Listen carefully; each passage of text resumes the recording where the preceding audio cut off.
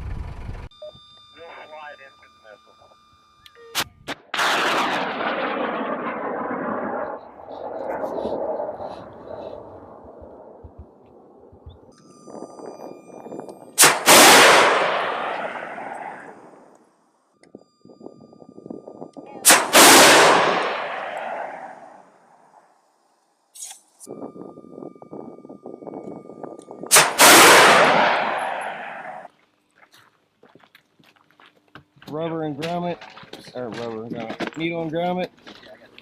The needle is not punched through the grommet, and it looks like it's good in there.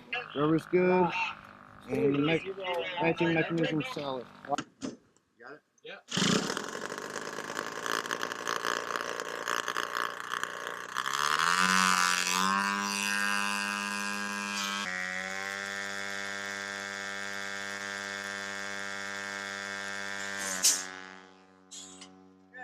Get that pole.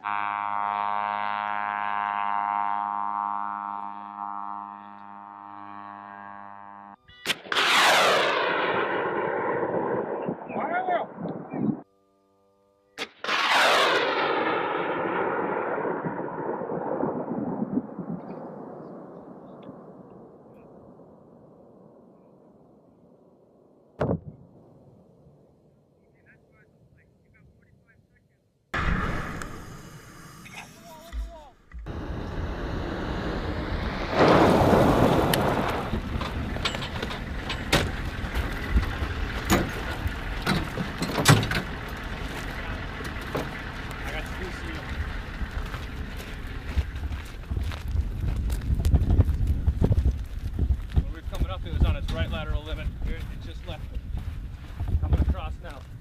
Here's your BCU. It's right there in the center. You see it? Solid tone. What is going on? And then I just see you chuck.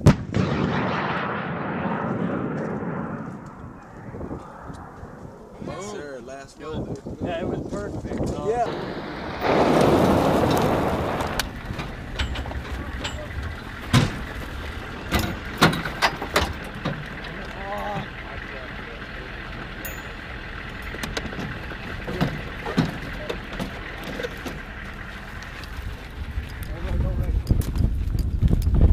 Banking. It's bank. Hold on.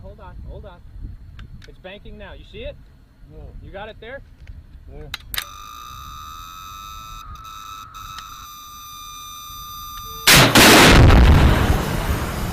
Over the wall. All right. When the shields get to here, it gets hard again. That's the problem. Come on, come on, come on, come on. Another foot. You need to plunk it on there. There you go.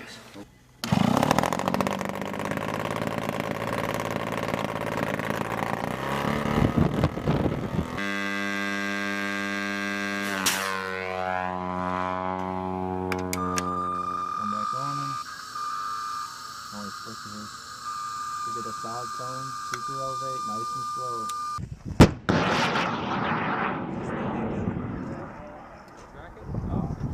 Oh! Looks like it lost it for a minute. We'll take it. Before you're firing, so you're gonna step up onto the firing line in the dead pits up there, or sorry, in the pits as I was, and you're gonna have your missile. You'll have your A gunner standing directly behind you. He's going to assist with targeting and acquiring that aircraft as you're firing. So you're going to step up to the line. You're going to have your, right now we have a NICAD, which is a trainer battery. But when you're up there, you're going to have a BCU, battery coolant unit, that's going to provide power for the missile while it's still spinning up in here. It's also going to provide that argon gas that cools the missile. So you're going to step up, you're going to insert your BCU or NICAD. You're going to look over the sights. You're going to find out where that aircraft is at. Once you've seen that aircraft, with the missile shouldered, hand forward on the uncage button, your other hand back here on the SNA switch and the trigger. You're going to acquire that aircraft. You see it, you can track it in the sights. So now you're going to lift up and you're going to activate by pressing down and in on this SNA switch, safety and actuator switch.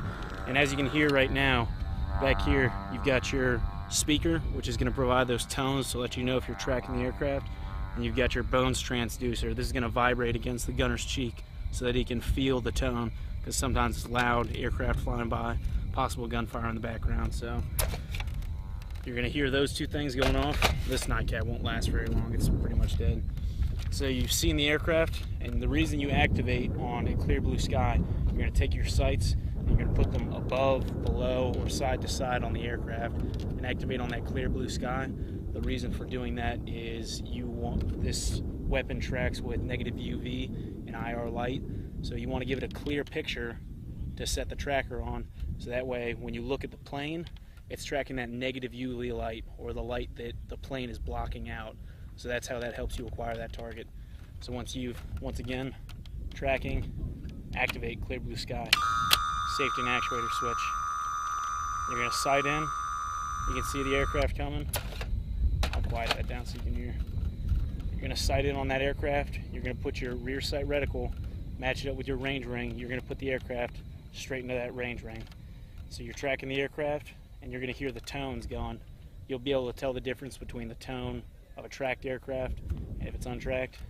So once you hear that tone, you're going to up here press that uncage button. So what this uncage switch does is allows this seeker head right here in the front. Right now it's at a fixed angle with these sights, so it's not moving at all. Once you press this uncage switch, it's going to allow that seeker head to track independently from the missile. So this little gyro up here, this seeker eye is going to be moving around looking at that aircraft. And the reason for that is you need to super elevate this missile upwards. You need to super elevate this missile upwards so that when it fires out, that launch motor is going to push it out of the tube, and then the launch motor will detach and the flight motor will kick in. So there's about 9 yards where this missile will just be free floating in the air between the detachment of the launch motor and the initiation of the flight motor. So that space that it's going to fall right there, that's the reasoning for super elevating the missile. So you sight it in, SNA switch on clear blue sky, tracking, I got tone, press down my uncage button, then I'm going to super elevate, and in this rear reticle, you're going to put it inside the canoe. There's a small square and then 2 small grooves that you call the canoes. So I'm going to look down from my range ring, I'm going to put it in that canoe, and depending on which direction it's traveling and what kind of aircraft it is, I'll super elevate, and I may lead left or lead right depending on the direction and the type of aircraft. For fixed wing aircraft like these targets that we have out here, and rotary wing aircraft like helicopters, prop planes, you won't do any sort of lead. They're slow moving aircraft. But for a jet aircraft, you're going to have to lead that aircraft so that the missile doesn't have to catch up to it. So once you've done all that, you've uncaged, range ring, down to your canoe, you're tracking, you do your lead if you need it. You're going to pull and depress that trigger for 3 to 5 seconds and wait for that missile to fire. And once the missile has left this tube, it's a fire and forget weapon system. So that missile is on its own, tracking on its own, headed towards that aircraft.